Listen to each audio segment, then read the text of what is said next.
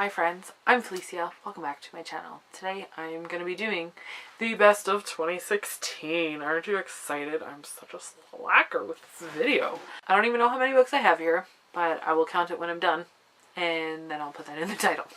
Yeah, I'm just going to go through this chronologically, because that's the easiest way. So they're not really ranked by like more favorite or less favorite. So I may not have given all these books 5 stars. Some of them were only 4.5 or 5 or 4 stars, but these were the ones that really stuck out to me this year. So yeah, I think you know how these work. So without further ado, let us start. The first book that I'm going to talk about is Red Rising by Pierce Brown. This book was fantastic. This is a sci-fi dystopian-ish, and it's amazing. And this is one of the first books that I read last year, and I did not go on with the series. How dumb. So I'm going to be finishing that series this year, and I love this. This is definitely like Hunger Games kind of feeling, but like sci-fi, and it's just so good. If you like sci-fi, you should read this. It's so good. The next book was a book that I got for Christmas, and it's Soppy by Philippa Rice. This is the cutest graphic novel ever. It's just a collection of moments in a relationship. All of the little things that are just so lovely, and this is so heartwarming and cute. I just love it, and I want to read it again right now. It's so cute. The next 2 books I did not read, one after another, and they've been on a lot of favorites lists for 2016, and I think you can guess what they are. Illuminae and Gemini by Amy Kaufman and Jay Kristoff. This series is so good. I did like Illuminae more than I liked Gemini. It may have been because it took me so long to read Gemini. It may also be just because I didn't really connect with Gemini as much. The villain in the story, I didn't like as much as this one. But I'm so excited to finish up this series and see how everything goes. And it's just so good. The next book is Home from the Vinyl Cafe by Stuart McLean. This is a collection of short stories set in Stuart McLean's Vinyl Cafe world. It's just a collection of everyday moments of a Canadian couple, Dave and Morley, and their kids, and their family and friends, and their community. And it's just really heartwarming and touching, and it's just beautiful. And I want everyone to read these books. Skip the first volume in this series, because I didn't love that one, but this one was fantastic, and I want to read more this year. The next book is Burial Rites by Hannah Kent, and this book just destroyed me, and I loved it. I loved everything about it. This is one of the most atmospheric books I've ever read. I can't speak today, sorry. It's just beautiful. And it wrecked me, and I'm still wrecked. Like, I read this, I think, in February, and so it's like almost a year later, and I just think about it all the time still.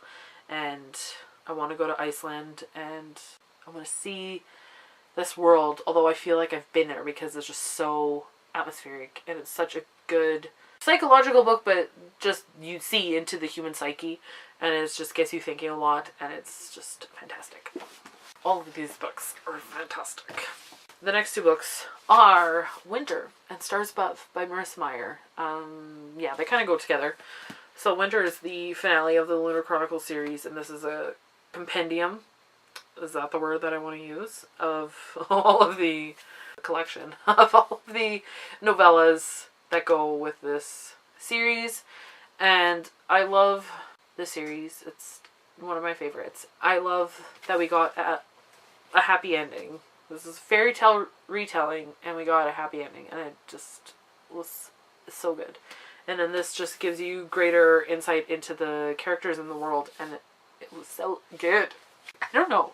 They're all so good. I don't even know how to expand on that. The next one is The Bachelor Girl's Guide to Murder by Rachel McMillan. This is a Sherlock-esque historical mystery, gender swapped. So Sherlock and Holmes. Holmes and Watson are girls. It's really good, and the author is Canadian, and it was a fun ride, and I really enjoyed it. It's set in Toronto in the 1910s, and it was just delicious. And the next book is Dear Mr. Knightley by Catherine Ray. Two of her books now, and I absolutely love them. She is such a Janeite. It's ridiculous, and that is the best part of these books. And like, this is a book for book lovers because the main character is just ridiculous.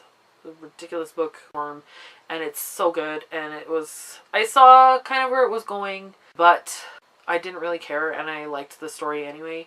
And I just like ripped through this for TBR Takedown, I think. So good. I love Catherine Ray. She's great. Next one is A Monster Calls by Patrick Ness. This broke my heart into a million pieces, and I am not okay. This is not the illustrated version, but I don't think that matters. You can Google the illustrations after if you want to see them. I related to this so much, and it was so well written, and it was so beautiful and heartbreaking, and I haven't seen the movie yet. I want to see it, but I'm kind of scared because I'm going to cry for an hour. Then the next book is a book that I have in Kindle format, and that is Wool by Hugh Howey. That was the first book in the Silo series. I did also read the second book, so they can kind of go together. So Wool and Shift. And it's a series set in a post-apocalyptic / dystopian future, which I'm all about, you know that. It's about these people that are in a silo and they can't leave. And it's kind of like, well, what happens when your society is contained, literally contained, and what happens when it kind of breaks down. So really interesting, and it's really good, and I have to finish that series this year. The next book is Amy and Roger's Epic Detour. Guys, I love contemporary. I really do. And this was one of the best contemporary books that I read last year. I knew that I would really like Morgan Matson because a lot of my friends do, and I trust them. This book was great. So I love road trips, and the setting of this book is a road trip. And so I really like that aspect. And she's like, playlists and stuff in here, and it's so fun, and it's so cute. And I really related to Amy a lot with some of the things that happened to her in her life. And it was really good because that's how it made it to my favorites list. The next one is The Walled City by Ryan Groden. This was so amazing. It was like, this one, I could hardly put it down. I couldn't put it down. I just had to know what was happening. Like, this is a page turner. It's set in a fictional take on a real place. The Walled City, Kowloon Bay, I think it was. It's like gritty and intense, but it's so good. And it's not like overly disturbing for the subject matter that it is, but it's so good. And I want to read so much more from Ryan Groden. Like, it's ridiculous because she is good. Next one is Everything Everything by Nicola Yoon. Another contemporary that I just loved. She is such a great writer, and she takes her stories and just kind of takes them in a place that you don't expect it to go. But it's just worth it, and she does it so well. And I think she really has a good insight into her characters. Like, she really knows them. It was such a good contemporary book. It was so cute. The next one is A Spy's Devotion by Melanie Dickerson.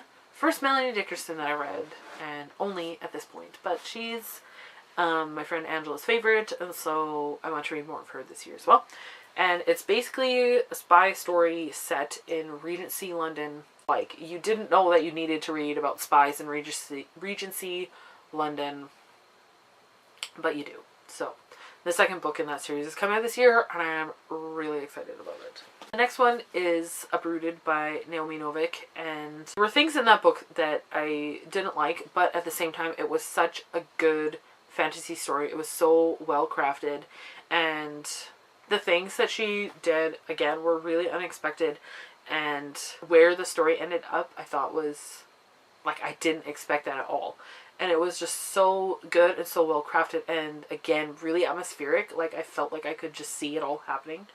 So it was just a really good fantasy. And that's kind of the level of fantasy that I like. I'm not really into high fantasy, but I enjoy a good low fantasy, I guess. And I would say that this is there in that world. Next one is Frankenstein by Mary Shelley. I've never read this before. It is so different from every movie that I've ever seen, any retelling of this that I've seen. It is so much more about the human condition.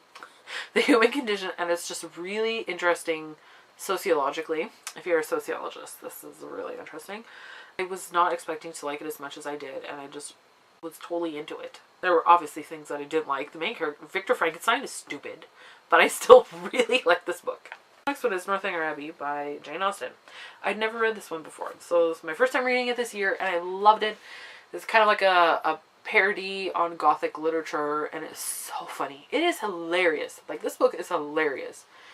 And it's so underrated. Like, no one talks about this as their favorite Jane Austen, but like this, for me, I've now read all of her books except for Mansfield Park. And like, this is up there with Pride and Prejudice. It's so hilarious.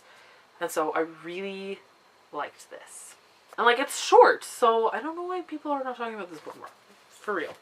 And the almost last one. The last one that I read in 2016 is Unbroken by Lauren Hillenbrand. I should look this up. I listened to it as an audiobook, so I don't know.